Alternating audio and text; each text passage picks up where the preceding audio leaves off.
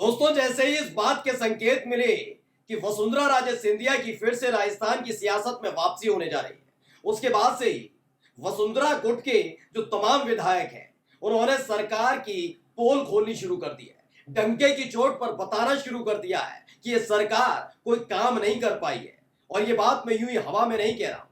लग रहा था कि विधानसभा की कार्रवाई के दौरान कांग्रेस पार्टी के तमाम नेता, चाहे जूली साहब हों, चाहे गोविंद सिंह डोटासरा हों, ये तमाम नेता एकजुट होकर सरकार पर हमलावर होंगे। लेकिन देखिए, वसुंधरा राजे गुट के तमाम विधायकों ने साबित कर दिया है कि अगले महीने एक बहुत बड़ा परिवर्तन बीजेपी में होने जा रहा है। क्योंकि जो अब तक भजन लाल शर्मा, या यूं कहा जाए मोदी शाह के दया दृष्टि से, कृपा से भजन लाल सरकार में मंत्री बने बैठे थे, उनकी घिग्गी किसी और ने नहीं बल्कि वसुंधरा राजे गुट के विधायकों ने बढ़ा दी है। आज की सबसे जबरदस्त खबर दिखाने जा रहा हूं, क्योंकि लगातार लोग पूछ रहे थे कि भैया कहां है वो सबूत जिसमें पता लग रहा है कि वसुंधरा राजे सिंधिया ताकतवर बनकर उभर रही है, वो मुख्यमंत्री बनने जा रही है। तो देख लीजिएगा, आज ये पूरी वीडियो आप देखिए और समझ जाएंगे वसुंधरा राजे सिंधिया राजस्थान की मुख्यमंत्री बनने जा रही है। नमस्कार, मैं हूं प्राजपल गौतम और आप देख रहे हैं टाइम्स एक्सप्रेस। मैं लगातार आपको दिखा रहा हूं, पिछले 5 दिन के अंदर ही राजस्थान की जो सियासत है ना, वो बदली है। उसकी 2-3 वजह मैं बता ही चुका हूं। 4 जून के बाद तो मोदी शाह के तेवर वसुंधरा राजे सिंधिया उनके बेटे दुष्यंत को लेकर नरम तो हुई है, लेकिन अब इनको चिंता सता रही थी 5 विधानसभा सीटों की, जिस पर उपचुनाव होने जा रहा है। रिपोर्ट थमा दी गई कि वसुंधरा की जरूरत है, आप लोगों के आने ना आने से कोई फर्क पड़ने वाला नहीं। तो भेज दिया गया था भजन लाल शर्मा को कि जाकर मिलकर आइए, बातचीत करिए, मैडम से पूछिए क्या करें, कैसे होगा। तो प्रचार करने भी नहीं निकल रही, किसी सीट पर नहीं किया था प्रचार, बता दे रहा हूं। प्रचार करने निकली नहीं वसुंधरा राजे, इसलिए बेड़ा गर्क और हो गया।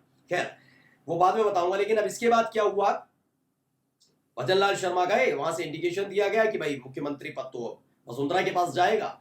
लेकिन उससे पहले अगस्त में जितने वसुंधरा कैंप के विधायक हैं, जो मंत्री हुआ करते थे वसुंधरा राजे सिंधिया के वक्त में, उन सबको एडजस्ट किया जाएगा और उन सबको मंत्री बनाया जाएगा।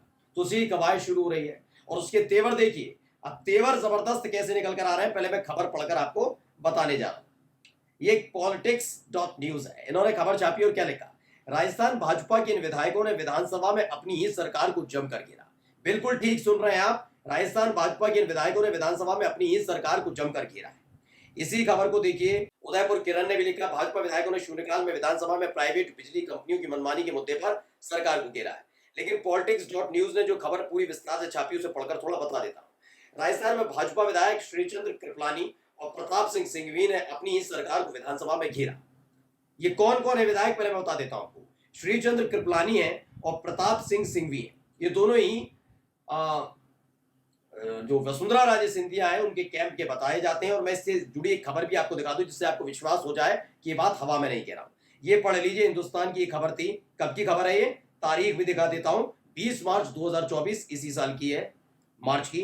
दूसरों की कुर्सी पर क्यों बैठे, ये क्वेश्चन मार्क था। ये आपको बता दूं, श्रीचंद्र कृपलानी है। इनके लिए क्या लिखा, वसुंधरा राजे कैंप के विधायक श्रीचंद्र कृपलानी का छलका दर्द। किसके कैंप के, वसुंधरा राजे कैंप के। किसी और ने सवाल नहीं किया, बीजेपी के विधायक ने। वसुंधरा राजे गुट के जितने विधायक हैं वो अति सक्रिय हो गए। पहले इतना नहीं बोलते थे, शांत रहते थे, कोई मुद्दा नहीं उठा रहे हैं, उन्हें मालूम है कोई सुनी नहीं जा रही है। मैडम ने, यानी वसुंधरा राजे सिंधिया ने अपने तमाम विधायकों से कह दिया था कुछ करने की जरूरत नहीं है। 4 जून के बाद जनता अपने आप बता देगी। 4 जून को जनता अपने आप ही ने सबक सिखाई और सिखा दिया सबक। अब 4 जून के बाद आप देखिए, वसुंधरा राजे सिंधिया अभी तक जो मतलब साइडलाइन चल रही थी, पता ही नहीं लग रहा था वसुंधरा राजे सिंधिया करना क्या चाहती है। इनके अपने समर्थक परेशान चल रहे थे, मैडम क्या वाकई सियासत से दूर होने जा रही है, सियासी संन्यास लेने जा रही है। अभी ने पता ही नहीं था वसुंधरा राजे सिंधिया एक ऐसी नेता है जो कम से कम राजस्थान में मोदी शाह जैसे दिग्गज नेताओं को भी चित कर सकती है, कर दिया चित। अब जैसे ही खबर निकल कर आई है कि वसुंधरा राजे सिंधिया को बड़ा पद, बड़ी चीजें और साथ साथ इनके अपनों को अब कैबिनेट में शामिल किया जाएगा, उसके बाद से देखिए सारे के सारे अपनी ही सरकार को घेरने में लगे। तो देखिए, श्रीचंद्र कृपलानी है ही है। इसके अलावा एक और नाम जो मैंने अभी पढ़ा था, पढ़िए, प्रताप सिंह सिंघवी ने अपनी ही सरकार को घेरा। तो प्रताप सिंह सिंघवी कौन है, प्रताप सिंह सिंघवी उन्हीं विधायकों में शामिल है जब दिसंबर में, याद है, नतीजे के बाद कौन मुख्यमंत्री बनेगा, साफ कह दिया गया दिल्ली की तरफ से, नहीं वसुंधरा तो नहीं बनेंगी। वसुंधरा राजे सिंधिया चुपचाप बैठ गई, लेकिन उनके विधायक लगातार बैठक कर रहे थे। वसुंधरा राजे सिंधिया से भी मिले थे। ये विधायकों की तादाद मैंने तब भी बताई थी, 70 से 80 तक पहुंच गई है। 70-80 विधायक एक साथ एकजुट, तो उनमें ये दोनों भी थे, श्रीचंद्र कृपलानी और प्रताप सिंह भी। और ये दोनों चूंकि वसुंधरा राजे सिंधिया कैंप के हैं, इसलिए इनको साइडलाइन किया गया था। इनको मंत्री, ये मंत्री रह चुके हैं, समझ लीजिए। हाँ, ये मंत्री रह चुके हैं प्रताप सिंह भी, लेकिन इनको मौका नहीं दिया गया। क्या है, वसुंधरा राजे सिंधिया के समर्थकों ना नहीं देंगे मौका। और उस समय मौका नहीं इसलिए नहीं दिया गया था क्योंकि मोदी जी को, क्योंकि 3 राज्यों में सरकार आ गई, तो इनको लगा यार ये तो अभी लोकसभा चुनाव में तो जबरदस्त होने वाला, 400 पार होगा वाकई हमारा। इसलिए उसके बाद ही इन्होंने दिए थे, जब 3 राज्यों में आए ना नतीजे, उसके बाद इन्होंने कहा 400 पार पक्का है, दे दो, नारा दे दो। ये मोदी जी और शाह की दिमाग की उपज थी।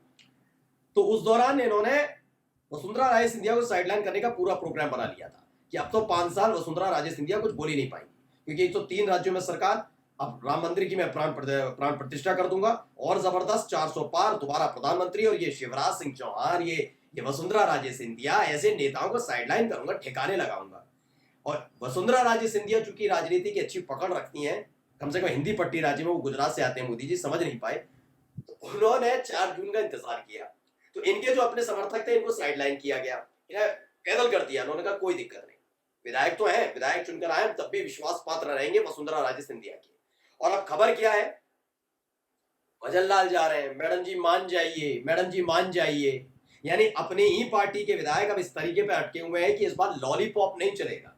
मतलब ये नहीं है, वसुंधरा राजे सिंधिया की भी डील क्लियर है कि पहले मेरे विधायकों को एडजस्ट करिए, जो मंत्री हुआ करते थे उन्हें मंत्री बनाइए, अपने जो खासम खास है उन्हें मंत्रालय से बाहर निकालिए, फिर आएगा उपचुनाव, उसमें हम करेंगे प्रचार, जीतेंगे, उसके बाद मैं बनूंगी मुख्यमंत्री। क्या है ना, ये सब क्या खेल करते हैं, हम नहीं बनाएंगे, ये नहीं करेंगे, लेकिन आप इनके तेवर देखिए, तेवरों से साफ जाहिर है कि ये खेल खेलने के तैयार है। ठीक है, इसी खबर को देखिए। इससे पहले प्रश्नकाल के दौरान भाजपा विधायक प्रताप सिंह सिंघवी ने अपने क्षेत्र में सड़क निर्माण में देरी पर सरकार को घेरा।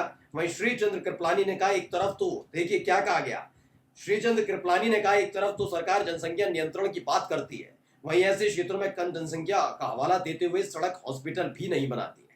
कह दिया अपनी सरकार, किसको कहा, ये कौन जनसंख्या नियंत्रण की बात करता है, सोचिए। दिल्ली में बैठे ना, उन्होंने साफ कह दिया, बनाते बनाते नहीं हो, सब जुमले फेंक रहे हो। शून्यकाल में बीजेपी विधायक जेठानंद व्यास ने प्राइवेट बिजली कंपनियों की मनमानी का मसला उठाया। व्यास ने बीकानेर में BKCSL पर मनमानी का आरोप लगाते हुए जनता को परेशान करने का आरोप लगाया। यानी कुल मिलाकर पूरी तरह से फ्लॉप रही है भजन लाल की सरकार।